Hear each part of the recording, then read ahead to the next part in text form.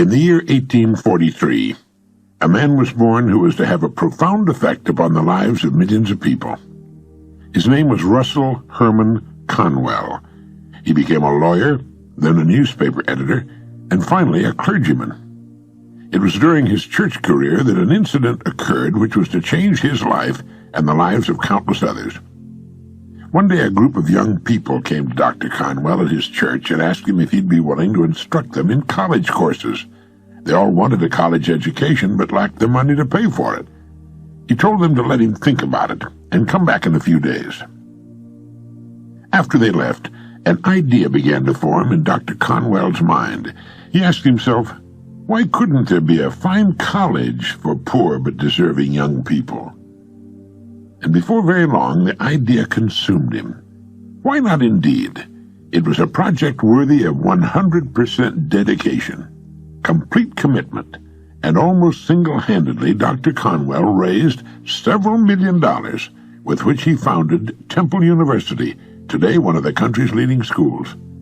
He raised the money by giving more than 6,000 lectures all over the country, and in each one of them he told a story called Acres of Diamonds. It was a true story, which had affected him very deeply, and it had the same effect on his audiences. The money he needed to build the college came pouring in. The story was the account of an African farmer who heard tales about other farmers who had made millions by discovering diamond mines. These tales so excited the farmer that he could hardly wait to sell his farm and go prospecting for diamonds himself. So he sold the farm and spent the rest of his life wandering the African continent, searching unsuccessfully for the gleaming gems which brought such high prices on the markets of the world. Finally, the story goes, worn out and in a fit of despondency, he threw himself into a river and drowned. Meanwhile, back at the ranch, or farm in this case, the man who had bought his farm happened to be crossing the small stream on the property when suddenly there was a bright flash of blue and red light from the stream bottom. He bent down, picked up the stone. It was a good-sized stone, and admiring it, later put it on his fireplace mantel as an interesting curiosity. Several weeks later, a visitor picked up the stone, looked closely at it, hefted it in his hand, and nearly fainted. He asked the farmer if he knew what he'd found. When the farmer said no, that he thought it was a piece of crystal, the visitor told him he had found one of the largest diamonds ever discovered. While the farmer had trouble believing that, he told the man that his creek was full of such stones, not as large perhaps as the one on the mantel, but, well, they were sprinkled generously throughout the creek bottom. Needless to say, the farm the first farmer had sold so that he might find a diamond mine turned out to be the most productive diamond mine on the entire African continent. The first farmer had owned, free and clear, acres of diamonds, but had sold them for practically nothing in order to look for them elsewhere. Well, the moral is clear. If the first farmer had only taken the time to study and prepare himself, to learn what diamonds looked like in their rough state, and since he had already owned a piece of the African continent, to thoroughly explore the property he had before looking elsewhere, all of his wildest dreams would have come true. Now, the thing about this story that so profoundly affected Dr. Conwell and subsequently millions of others was the idea that each of us is at this moment standing in the middle of his or her own acres of diamonds. If we'll only have the wisdom and patience to intelligently and effectively explore the work in which we're now engaged, to explore ourselves, we'll usually find the riches we seek, whether they be financial or intangible or both. Before we go running off to what we think are greener pastures, let's make sure that our own is not just as green or perhaps even greener. It's been said that if the other guy's pasture appears to be greener than ours, it's quite possible that it's getting better care. Besides, while we're looking at other pastures, other people are looking at ours. There are few things more pitiful to my mind than the person who wastes his life running from one thing to another, forever looking for the pot of gold at the end of the rainbow, and never staying with one thing long enough to find it. No matter what your goal may be, perhaps the road to it can be found in the very thing you're now doing. It wasn't until he was completely paralyzed by polio and forced to reach into the rich resources of his mind that a courageous farmer got the idea of producing exceptionally good meat products on his farm. From that idea, one of the country's most successful meatpacking companies was born. His farm contained acres of diamonds, too. He just never had to dig for them before. Your mind is your richest resource. Let it thoroughly explore the possibilities lurking in what you're presently doing before turning to something new. I say that because there were probably good reasons for your having chosen your present work in the beginning. If there weren't, and if you're unhappy in the field you're in, well, then perhaps it's time for some serious exploration. Dr. Russell Conwell's life is a living example of the importance of a willingness to change once one's own pasture has been thoroughly explored. I said that Dr. Conwell began as a lawyer, then later changed to become a newspaper editor, before he finally found his true calling as a clergyman and the founder of a great university. One of the best examples of a person finding acres of diamonds hiding in his work is Stu Leonard of Connecticut. He began as a dairy route delivery man. As he worked his rounds, he began to think of all the products connected to the dairy business that his customers really needed. He bought a working dairy with very little down and a lot of hard work and began building his business around it. Keeping the working dairy intact in the center of his operations and surrounding it with windows through which his customers could watch the process, he began adding other products. Today his dairy store is the largest in the world, and it sells everything in the food line. People come from all over the entire area to shop at Stu Leonard's dairy store, and they love it, and he loves them. People who are too old or infirm to come to his store on their own are picked up in Stu Leonard's buses and brought to the store. He has a multi-million-dollar business that grew out of a delivery route. The diamonds were there, and Stu Leonard made the most of them. Every kind of work has such opportunity lurking within it. The opportunities are there now, clamoring to be noticed, but they cannot speak or print signs for us to read. Our part of the bargain is to look at our work with new eyes, with the eyes of creation. Teilhard de Chardin said, "It is our duty as men and women to proceed as though limits to our abilities do not exist. We are collaborators in creation." A man I knew in Arizona began with a small gas station. One day, sitting at his desk and watching through the window while one of his young attendants filled a man's gas tank, he watched the customer while he stood about waiting for the job to be finished. It dawned upon him that that man had money in his pockets, and there were things he needed, or wanted, that he'd pay for if they were conveniently displayed where he could see them. So he began adding things: fishing tackle, then fishing licenses, hunting and camping equipment, rifles, shotguns, ammunition, hunting licenses. He found an excellent line of aluminum fishing boats and trailers. He began buying up the contiguous property around him. Then he added an auto parts department. He'd always carried cold soft drinks and candy, but now he added an excellent line of chocolates in a refrigerated case. Before long, he sold more chocolates than anyone else in the state.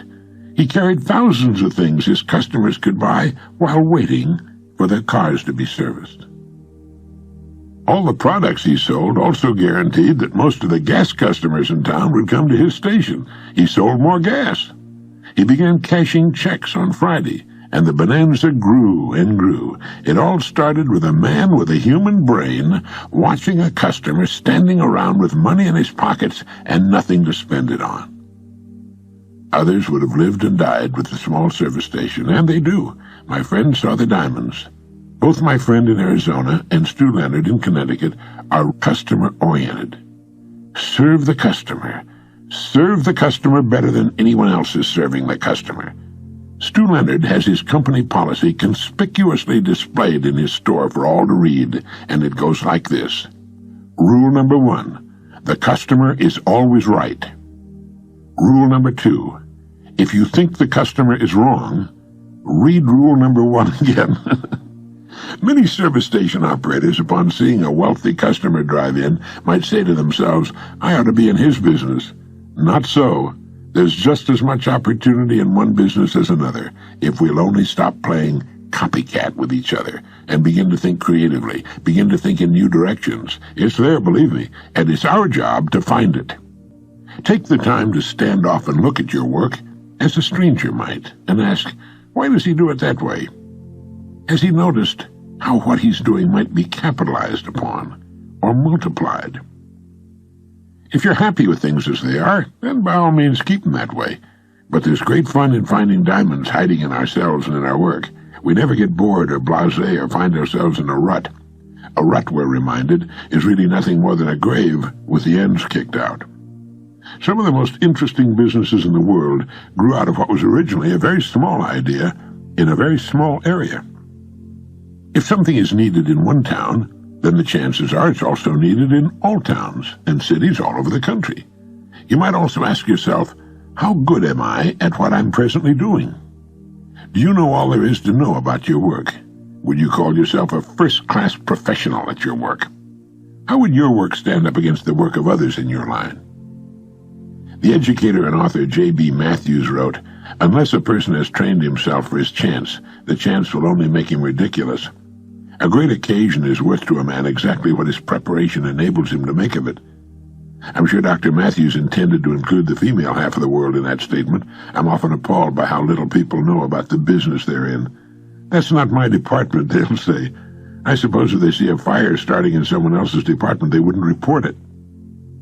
Most real estate people don't sell homes and property. They show homes and property, something a 6-year-old child could do. They often know nothing at all about selling or marketing, yet they call themselves real estate professionals. They're actually tour guides. "This is the living room," they say to intelligent men and women who already know what a living room looks like. Someone, come to think of it, I think it was me, once wrote that the human race is much like a convoy in time of war. The whole menagerie is slowed down to protect the slowest ships, and they march on in that dusty valley, unmindful of the diamonds beneath their feet. The first thing we need to do to become a diamond miner is to break away from the crowd and quit assuming that because people in the millions are living that way, it must be the best way. It is not the best way. It's the average way. The people going the best way are way out in front. They're so far ahead of the crowd you can't even see their dust anymore. They're the people who live and work on the leading edge, the cutting edge, and they mark the way for all the rest. We have a choice to make, really, you and I. It takes imagination, curious imagination, to know that diamonds don't look like cut and polished gemstones in their rough state, nor does a pile of iron ore look like stainless steel. To prospect your own acres of diamonds, develop a faculty we might call intelligent objectivity. The faculty to stand off and look at your work as a person from Mars might look at it. Within the framework of what industry or profession does your job fall? Do you know all you can about your industry or profession? Isn't it time for a refreshing change of some kind? How can the customer be given a better break? Each morning ask yourself, how can I increase my service today? There are rare and very marketable diamonds lurking all around me. Have I been looking for them, examining every facet of my work and of the industry or profession in which it has its life? There are better ways to do what I'm presently doing. What are they? How will my work be performed 20 years from now? Everything in the world is in a state of evolution and improvement. How can I do what will eventually be done anyway now? Think of what Stu Leonard did with his dairy route, and my Arizona friend with his small service station, what Famous Amos did with his chocolate chip cookies, what Procter & Gamble did with soap. Sure, there's risk involved. There's no growth of any kind without risk. We start running risks when we get out of bed in the morning. Risks are good for us. They bring out the best that's in us. They brighten the eye and get the mind cooking. They quicken the step and put a new shining look on our days. Human beings should never be settled. It's okay for chickens and cows and cats, but it's wrong for human beings. People start to die when they become settled. We need to keep things stirred up. Back in 1931, Lloyd C. Douglas, the world-famous novelist who wrote The Robe, Magnificent Obsession, and other best-selling books, wrote a magazine article titled Escape. Now, in that article, Douglas asked, who of us has not at some time toyed briefly with the temptation to run away? If all the people who have given that idea the temporary hospitality of their imagination were to have acted upon it, few would be living at their present addresses. And of the small minority who did carry the impulse into effect, it's doubtful if many ever disengaged themselves as completely as they had hoped from the problems that hurled them forth. More often than otherwise, it may be surmised, they packed up their troubles in their old kit bags and took them along. The point of the article was simply, don't try to run away from your troubles. Overcome them. Prevail right where you are. What we're really after is not escape from our perplexities and frustrations, but a triumph over them. And one of the best ways to accomplish that is to get on course and stay there. Restate and reaffirm your goal, the thing you want most to do, the place in life you want most to reach. See it clearly in your mind's eye, just as you can envision the airport in Los Angeles when you board your plane in New York. Or like a great ship in a storm, just keep your heading and your engines running. The storm will pass, although sometimes it seems that it never will. And one bright morning you'll find yourself passing the harbor light. Then you can give a big sigh of relief, rest a while, and almost before you know it, you'll find your eyes turning seaward again. You'll think of a new harbor you'd like to visit, a new voyage upon which to embark. And once again you'll set out. And that's just the way this funny-looking, two-legged, curious, imaginative, tinkering, fiddling dreamer called a human being operates. He escapes from problems not by running away from them, but by overcoming them. And no sooner does he overcome one set of problems, but he starts looking around for new and more difficult pickles to get himself into and out of. So if you find yourself looking at travel folders and thinking of running away, go ahead. Think about it. It'll get your mind off things for a while. Then zero in on your goal, more about that later, and get busy. Take one thing at a time. And before you know it, you'll start seeing those diamonds scattered all over your world, and you'll be out in the clear again. If you feel like running away from it all once in a while, you're perfectly normal. If you stay and get rid of your problems by working your way through them, you're a successful citizen. Start taking an hour a day with a legal pad and dissect your work. Take it apart and look at its constituent parts. There's opportunity there. That's your acre of diamonds.